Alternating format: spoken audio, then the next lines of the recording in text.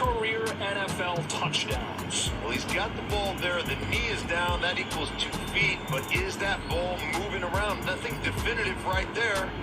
Let's check it out here. Oh, that is an incomplete pass. That is an incomplete pass. Look at Isaiah Johnson getting his hand in there late. The field has been changed. The receiver did not maintain control of the ball throughout the process of the catch. Incomplete. Game over. And that is... What's going on, dudes and dudettes? So yes, of course, the Chargers lose in dramatic fashion once again to the Las Vegas Raiders, as they now are named. It was, I don't know, I came back late in the game. I'll say this again with the USC game in a bit, but yeah, I stopped watching after a little bit, just getting frustrating to watch. So, and it became a close game. It was back and forth a little bit, and Chargers had an opportunity to score, which it seemed like they did according to that. It's just weird how, like, the game before earlier, I think it was Baltimore and the Colts, where I believe it was Marcus Peters. He made an interception and he kind of juggled the ball and it came out like right as he hit the ground, but they still counted it as a full interception, even though like a few years ago it probably wouldn't have counted as an interception. And even if it was like a receiver making that catch, they, like how the Chargers did, they probably shouldn't. But it's always weird when it's in the middle of the field and then when it's kind of like in the touchdown area too. I mean, especially with that knee down, you think he's already down automatically.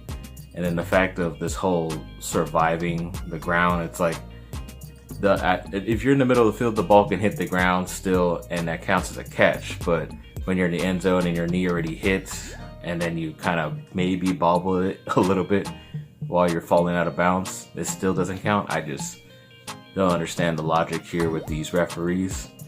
So, I don't know. I don't think Chargers are ever going to win correctly. They just will beat up on the crappier teams like they did with the Jaguars. But, yes, I mean, even just going back to 2019, they are 3-15 in games decided by 8 points or fewer. So, it's pretty obvious that's really bad. And I don't even want to go back to even 5 years to 2015 or so, what the stats are on games that are like that, because it's probably really depressing. And people think 2020 was hard. It's been hard your whole life being a Charger fan. Well, since 2006 when I really got into sports. So I don't know. It's been tough, but I gotta still stick with them, I guess. We'll see. And yeah, they just mentioned like about Justin Herbert that he is having a historic rookie year, but he is still on the cursed Chargers. So they're either expecting something bad to happen or like this. They're 2-6 right now, and it doesn't really mean anything as far as, you know, trying to win a championship or even go to the playoffs. But I don't know. His numbers could probably look good just because he is on a team where he's getting all the reps pretty much. Unlike Tua, who was selected a pick higher than him, where he started like more than around half of the games where he played. So Joe Burrow is just on an even crappier team. But yeah, I mean, I don't know if he's the answer. He's the answer right now. I don't know if he's the future for the Chargers, but we'll have to wait and see. Hopefully putting guys around him, they can now sign guys because he is on a rookie deal. That's what teams like did with Russell Wilson and Patrick Mahomes. They signed a bunch of talented players on offense and defense and built a team like that. Well, the guy's still on a rookie deal, so you never know. But I don't know. I just don't see it, like I said. So yeah, it's very tough going through seeing all that. And even like the Chargers are now selecting a spot higher. I believe they were 7th the last time I spoke to you. Now they are 6th overall in the draft. And tonight's game against the Patriots and Jets doesn't matter because they're both down there as well. But I think either way, the Chargers still kind of stay in that area. So it's a solid pick, but still, it's just ridiculous having to see this week in, week out, especially against a rival. It's bad, but we'll try to move on. So yes, in USC in their Clay Helton era fashion, multiple turnovers. It's just very tough to see. I only saw like up to like 5 minutes past the third quarter, and then I stopped watching. I mean, it was already an early game. I had to get up around 9 o'clock just to even watch it. Just weird to see that for USC. I know they really just want to compete with other teams so they can say like they can play at 9 o'clock on the West Coast and actually get recognized and watched on national television. But I think it's still a dumb idea to have two of your best teams, especially USC and ASU, going at it that early. Should have been like a USC against regular Arizona or even Utah, Colorado, because even if you wanted that live for the East Coast at say 12 or 1 o'clock in the afternoon, it's still around 10 o'clock Mountain Time. So I don't know, they could have done it better. But yes, they did get the W, 28-27. Just crazy ending. Keaton Slovis threw to Amon-Ra St. Brown and somehow got tipped up, and Brew McCoy, the guy I've been waiting for, wide receiver for USC, caught the touchdown to get it within a score, at least 6 points. And they went for the onside kick, a couple minutes left, and were somehow able to get on that. Brew McCoy was involved in that as well.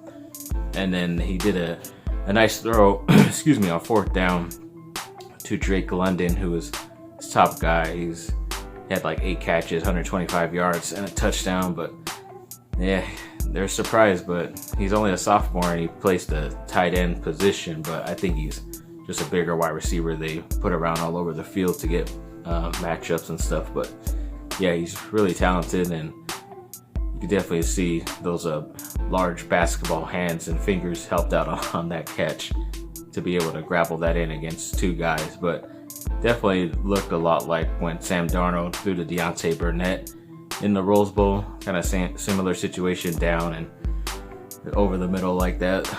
Pretty sure it's going to be on all the draft highlight reels when Keaton Slovis is out there. But I wasn't impressed with Keaton Slovis. I wasn't going into the game, as I mentioned in prior videos.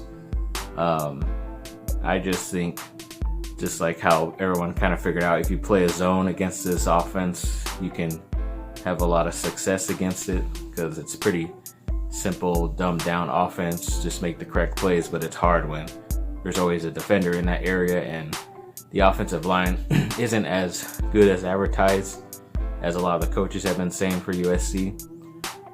They struggled a lot. I don't know why. Even Brett Nielsen, their starting center, has an ankle sprain right now, so he's definitely questionable for the game at Arizona this weekend coming up.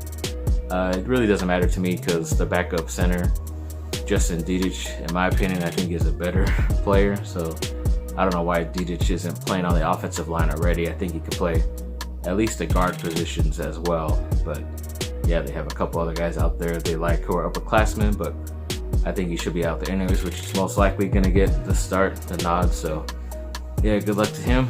But yeah, it's a great win for USC. They definitely needed it. Hopefully they can continue, because they have some pretty nice games. Game against Utah, like I said, to me was their second toughest game, which is in about 2 weeks, and it's at Utah where they normally lose. But hopefully they can pull off some magic out there and get the W. But yeah, it's crazy, definitely crazy to see. And then Kyle Kuzma was brought up, I guess some person with the Washington Wizards did like this trade scenario where it's kind of fair for both the Lakers and the Wizards. A trade involving Kyle Kuzma, where it'd be Kyle Kuzma and the Lakers first round pick at 28 to the Washington Wizards for Jerome Robinson, a shooting guard, and the number 9 overall pick. And of course, I loved it just because I'm kind of tired of Kuzma. I understand what he can do. I just don't think he can really play with LeBron and AD consistently, and you saw that throughout the regular season and throughout the bubble as well. And I would love for the Lakers to be able to get a top 10 first round pick when most of their picks are going to be later, because they'll be in the playoffs in a couple years. But they also did trade away those rights to a lot of those picks to the Pelicans. So be able to maybe keep that pick and pick a guy who has been projected there from USC, like an Onyeka Okongwu, would be pretty awesome. Or even to use it as a trade piece to get a more highly looked after guy, maybe a Drew Holiday, even a Derrick Rose as well. So never know, you could do a lot more with that number 9 pick than the 28th, but should be very interesting. And then Duke apparently is going to host Michigan State, part of like a classics tournament or whatever.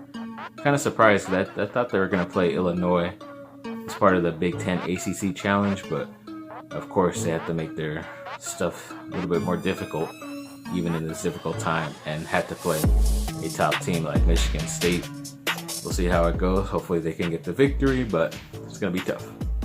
So USC football did get a commitment before the game this last week. It's a center in the 2022 recruiting class. His name is Dylan Lopez. I don't know what rank he is. They didn't really, I didn't really look that far into it because usually they just show it. But of course, for this guy, they did not. And I don't know, as according to Greg Biggins, who's like one of the top recruiting guys out there, he did say he is, as far as centers goes, like one of the top guys out on the West Coast. So he thought it was a pretty good get for USC, who I think is going to be running out of centers pretty soon, especially with Brett Nielsen being an upperclassman as well. So it's good to get a guy within another couple years to come in. So hopefully he does become better nationally. So we'll see how his career turns out in high school. And then Jacob Peralt, the Anaheim Ducks first round pick, they signed him to a 3-year entry level deal. So hopefully he's going to be officially on the team. Won't have to go through like the B team, so G League or whatever you call it. I don't know what they call it for hockey, but hopefully he is on the main team and can show off his talent, whatever it is. Hopefully we can see it soon, and he could help this team get back to the freaking playoffs.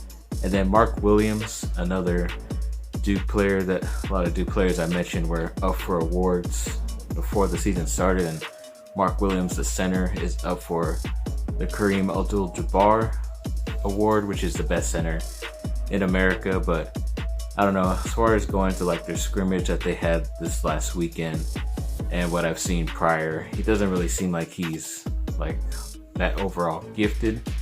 As far as offense goes, he is more of like a Clint Capella type of player. You run up and down the court, play defense, get up for lobs, throw dunks in, easy putbacks. So if he can do that, I'm sure he gets some recognition, but I don't see him being a finalist for that. But it's good that he's getting some recognition, so that's good for him. And then ending with some Lakers rumors and stuff. So a really big trade that I've even mentioned I've been trying to get going for a while, but they finally brought it up where the San Antonio Spurs would trade DeMar DeRozan to the Lakers, and if they did that, then the Lakers would be a top formidable team for the next definitely like 5 years to come, especially if LeBron does decide to stay. But pairing DeRozan with AD would be freaking awesome, I think. But the trade would involve, from the Lakers, Kyle Kuzma and Danny Green to match up like contract wise, the number wise, and then they would throw in the first round pick this year as well. I think that's good enough. It's pretty good, solid stuff they're getting back, especially the Spurs can decide if they want to keep Kuzma and sign him to a long-term deal after this season, if they liked his young talent. And then Danny Green, who was once with them before, but he is on an expiring deal, so they might like that as well. And then the first round pick, you get whoever you want to add to that team, because they are pretty much in a rebuild, whether they like to believe it or not. But yes, they are definitely in a rebuild, and I think this would benefit the Lakers so freaking much. It's definitely one of my dream scenarios for the Lakers this offseason, but we'll see if the Spurs will want to help out a Western Conference team or not. But I'm definitely hoping. I hope so. And then a couple other guys, free agents to be, that the Lakers are interested in, apparently officially now, are Serge Ibaka, ex-Toronto Raptors and OKC player, and Tristan Thompson, the ex-guy who used to play with LeBron James in Cleveland. I understand Thompson just because he is a Clutch Sports person, the LeBron's Friends Company's agency. He is that type of agent or whatever. And then he also, I don't know if he married or dated her, one of the Kardashians, and had a kid, so kind of makes sense that Clippers are also interested in him as well. He would want to play closer to home so he can be with his child. Makes sense either team he goes to, but I would definitely choose Ibaka over him just because I think his versatility is way better. He could shoot threes, obviously still can play defense, and he could come off the bench for you as well if you need him to, and he could definitely help out AD, whether on offense or defense. So between the two, I would take Serge Ibaka, but he might be asking a little bit too much unless he wants the 1-year deal, mid-level exception, which is like about $8 or $9 million. I know the Lakers want to use that for a person like Danilo Gallinari, but you never know what these guys want, like a full long contracts or just want to play for a contender. So if we get all those guys, that'd be great, but I have to wait and see.